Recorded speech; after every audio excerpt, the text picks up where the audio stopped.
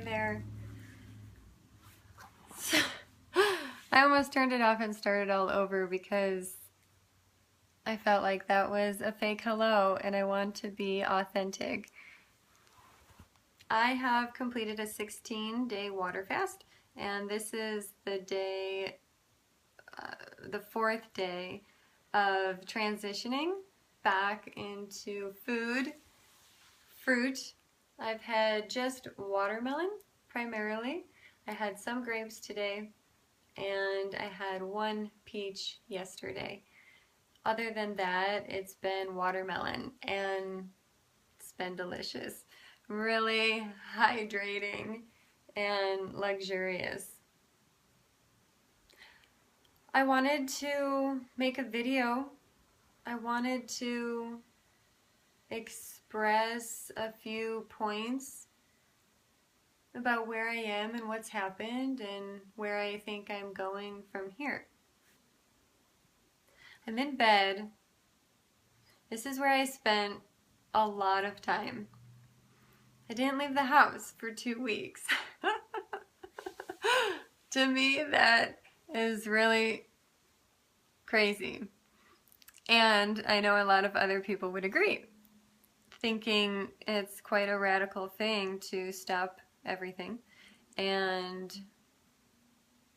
fast. Why? Why did I do it? I knew that things were out of alignment for me, body, mind and spirit. I'm committed to being my best self. So, from my understanding, giving myself a reset was exactly what I needed to do for me. I had to stop everything. I was feeling confused, and that I was not processing or assimilating all that I could be. And I'm all about doing, if I'm going to do something, I want to do it all the way. I want to do it the best. I want to do it well. I want to do it efficiently. I want to, strive for perfection. So I decided to, on my birthday, do 7 days, and it extended to 16 days. Partly intuitively, I realized, I could keep pushing things, and this is my chance to just keep going. I wanted to wait till my body told me it was hungry again, which did not happen. I decided to break it early because I wanted to be in the world again, honestly. I wanted to get back to work. I wanted to be alive, feel alive. I know that it was beneficial for me. I can tell that I have opened some new channels within me, creatively, spiritually, and just feeling more in harmony. And apparently I rhyme now often, so you'll just have to get used to that. And oh my gosh, these last few days I have just been going. It took me a few days to get my energy back. I was really low. I have a lot of stories I could tell you. Maybe I'll make other videos. I guess I wanted to just do a summary and check in, really, journal for myself, and just begin to integrate all of this. But I have just revamped my orientation to my environment and feel more able to just be myself, essentially, which is beautiful, really great. It's feeling poetic, it's feeling childlike, it's feeling creative, and that's who I am, and I feel inspired. I'm excited to start teaching next week at the university, the course Who Am I? Very exciting. Excited to go visit Tiger's mom over Thanksgiving. Excited about going to Present Moment Retreat Center in Mexico over Christmas. Hopefully I'll make enough money to pay for all these things I want to do. But I've got, you know, clients and my supervisees and groups that I'm running, and I've got a lot of ideas. I just hope I can streamline it all and get organized. But I'm really finding it's a different process than I thought it would be. I want to move through my day what feels free to me. If I feel like I have so many demands and I'm just giving, and I will get drained. I went through a long period of time doing that and am really done with that. I think I detoxed that as well, those patterns of feeling like I have to answer to everybody else first. And I've decided I love me. And I really enjoy loving me. And so I'm going to keep doing that. And for me, that means I need space, I need fluidity, I need freedom, creativity. And I'm going to hold to that as best that I can. And just stay awake. That's the one thing I really wanted to say when I mentioned that I was in the bed in 16 days. I really feel like I'm like waking up from a dream. Like I've just been operating on these programs, these like Go programs. Not 100%, I mean, I have a very creative life, I always have, you know,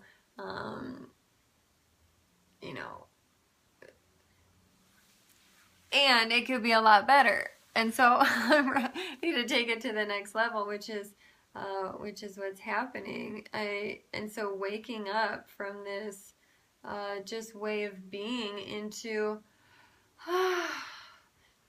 me. I'm waking up to me. And it's lovely. In ways it's a little scary. Because I don't want to let it go again. I don't want to lose the purity. You know, there's an kind of innocence, a vulnerability. There's a vulnerability. And so it's sort of like I have to protect me while at the same time being me and not start identifying with the protector of me, which I've done. And instead, you know, predominantly be me and occasionally be the protector me in order to allow me to be most often. So there, that's probably the best thing I could have said or shared. I should just end now, but I'm not going to because I like to talk, apparently, and look at myself. How do I look?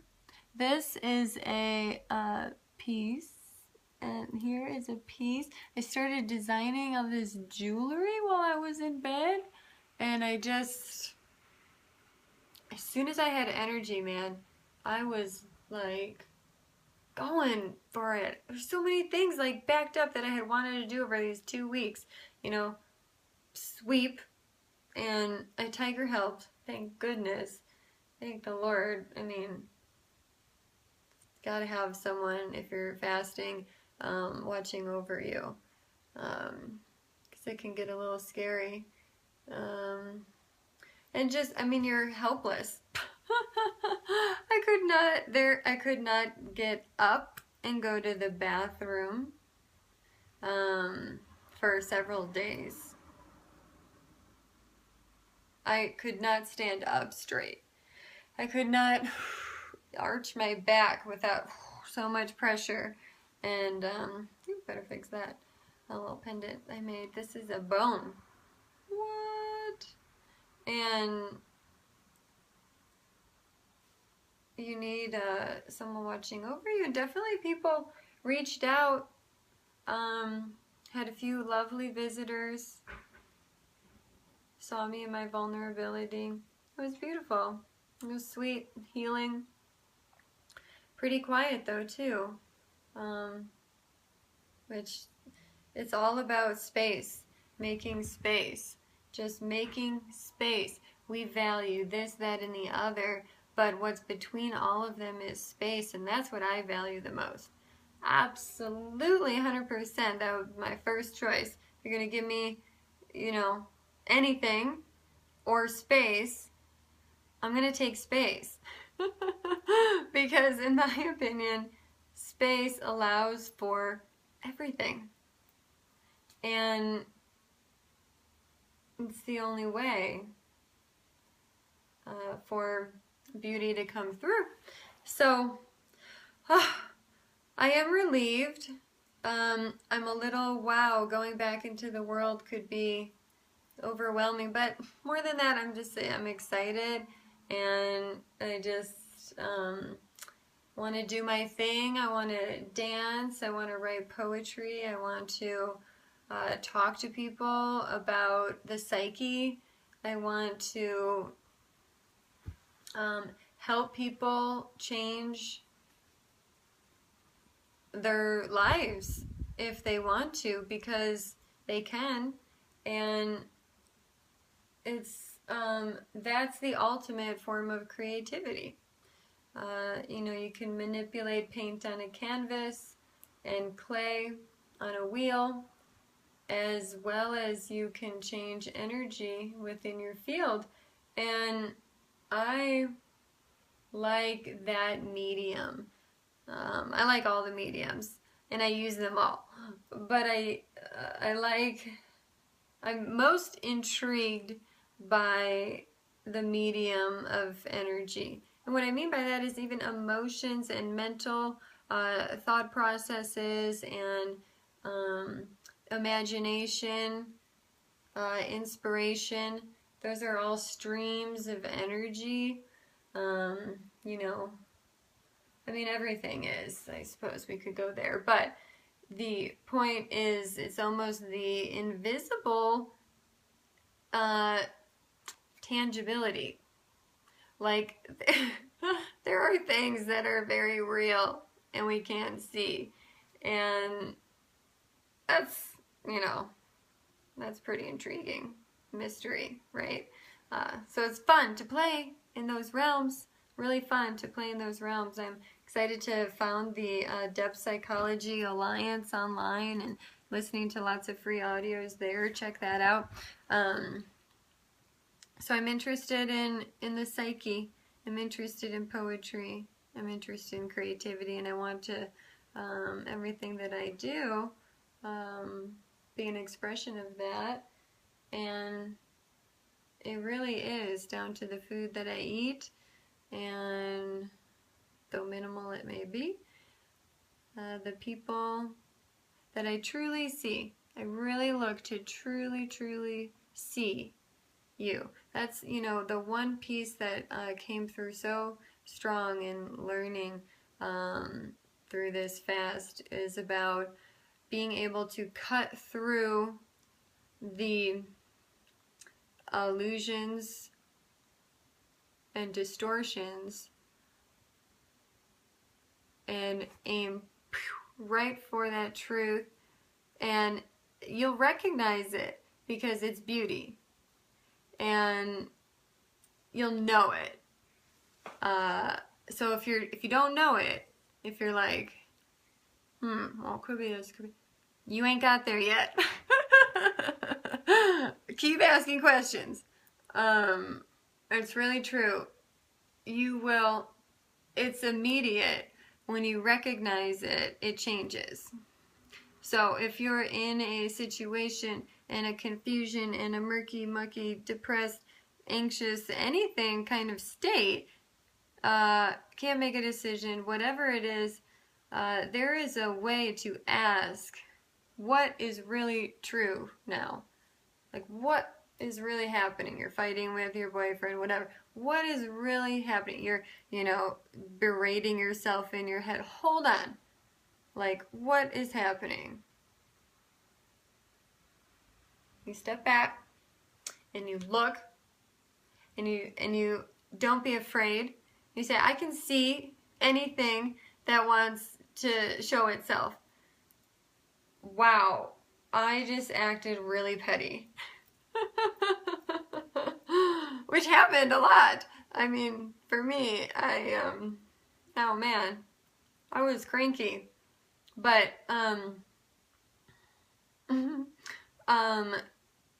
to really stop and see. Oh, okay, and you can laugh at yourself. Say, wow, like you are being like a 3-year-old right now. What's really going on? What are you really want? Yeah, it always comes back to love, by the way. Just a little side hint. I'm craving food. Oh my God, I went through 3 long nights of just recalling food memories. Everything I've ever eaten since I was a little girl. Every meal, I'm not kidding you, came up. And that was hard. You think, and then so you re-experience it again, right? Oh man, can I just tell you how much cereal I ate? How many bagels and waffles? Oh my God, tuna on bagels. Man, French fries. I like Chinese food. I would get Subway, McDonald's. I mean, way into my 20s, I was eating whatever, you know. Nachos. Love me some nachos. Give me that Taco Bell. Dang, I love that Taco Bell. I could eat every night. 1 o'clock in the morning, you know, drinking, all that. We all did that. We all did that. Just ate whatever. Hot dogs, hamburgers. Oh man, macaroni and cheese. So, anyways, whoa, I went through all that. Cotton candy, Skittles, juicy fruit, bubble gum, mint. I don't even know some of these candies. Devil food cake, Fig Newtons, Oreo cookies, cream pies, Twinkies, Ho-Hos. Oh man, everything. I ate it. I didn't even think about it. You just do that. I can taste it in my mouth right now. I can feel the texture of that devil's food cake. I don't know what it is. It's got like a kind of a hard shell, but it's super soft at the same time. Like, people are manufacturing this stuff like straight from the science of addiction. But you eat it and you don't think about it, and everybody does it. And then you do something like this where you decide to get clean because you realize all that unconsciousness is finally added up to something that now I can't see through. So all that came up. All of that came up. Where was I going with that? That was hard. You have to relive it. So what I realized, though, I'll come back around, is that because in that I was, you know, it's kind of painful, you're suffering a little bit, having these cravings, not able to do anything about it. You know, I mean, if I were to eat an Oreo after like 6 days of fasting, that would have wrecked me, right? If you're going to fast, do it smart. Do your research, ease into it and ease out of it. Do your research. Go to the classics, Shelton, Arnett, and this new guy, he's got a place in Costa Rica, Lauren Lockman at the Tanglewood Retreat Wellness Center in Costa Rica, I think is very informative. And there's all other people, but do your research, feel it out. I would have died though if I would have eaten an Oreo probably right then. And so you can't just continue to act in an unconscious way.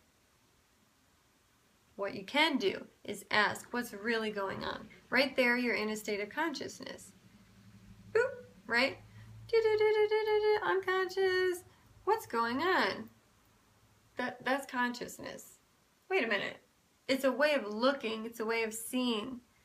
In an awake state, as awake as we can tell. I'm sure there's other layers of awakeness. But that's the one we can practice as far as we know right now. So do that. Ask yourself, what is really going on here? And I did that. I had to. It was like a last resort place to go, having all of these food memories. Like, what is really do I want? And what I wanted wasn't the Fig Newton. Actually, my body definitely did not want the Fig Newton. It did not. Like, if I really listen to my body, which it takes practice to do. It's, for me, it's like, it feels like I back up and there's a quiet sense. That's how my body communicates to me, or how I recognize that's my body. This is new for me, learning how to listen to my body, what it sounds like, you gotta be quiet though. You know, give it, like, really give it some respect. You know, it'll answer you, like, quick, you know, but you gotta, like, really do it.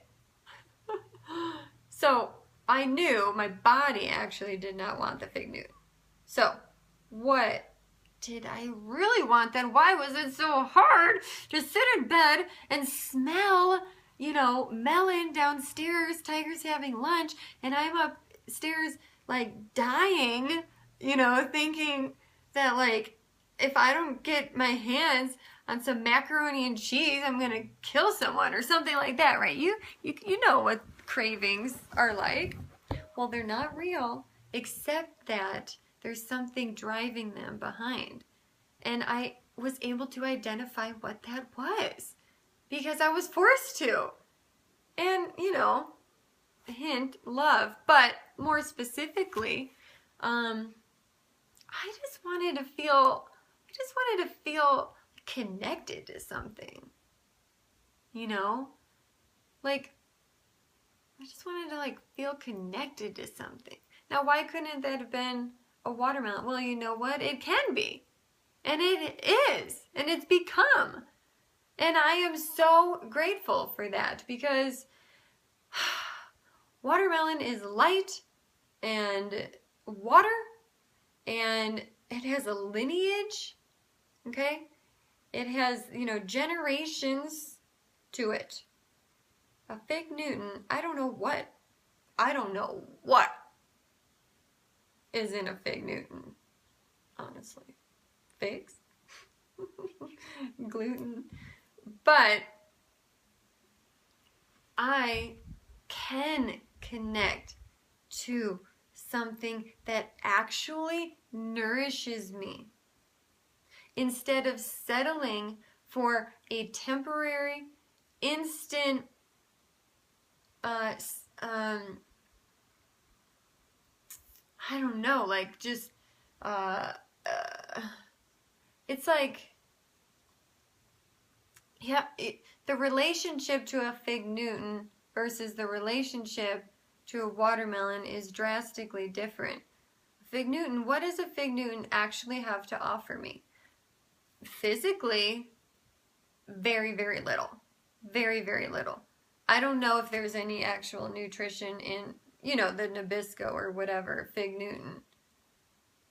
Minimal. It's been processed, it's been damaged, it's been destroyed, it's been disorganized, it's been packaged, it's been handled by who knows what kinds of people, I don't know, or trucks.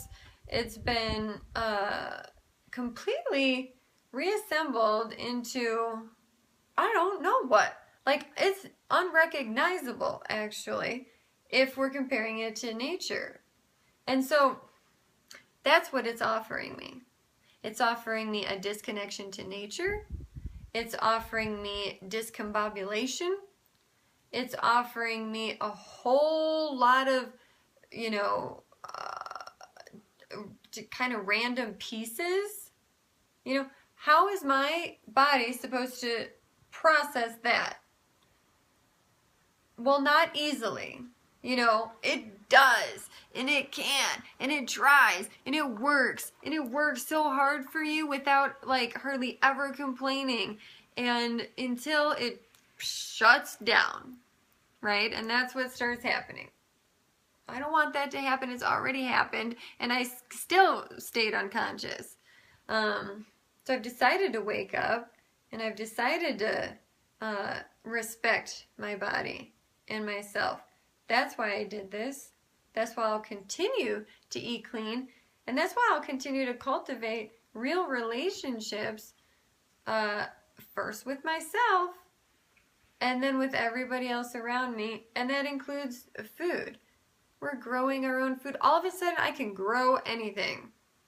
Okay, I came to New Mexico 10 years ago or more, and I couldn't grow a thing.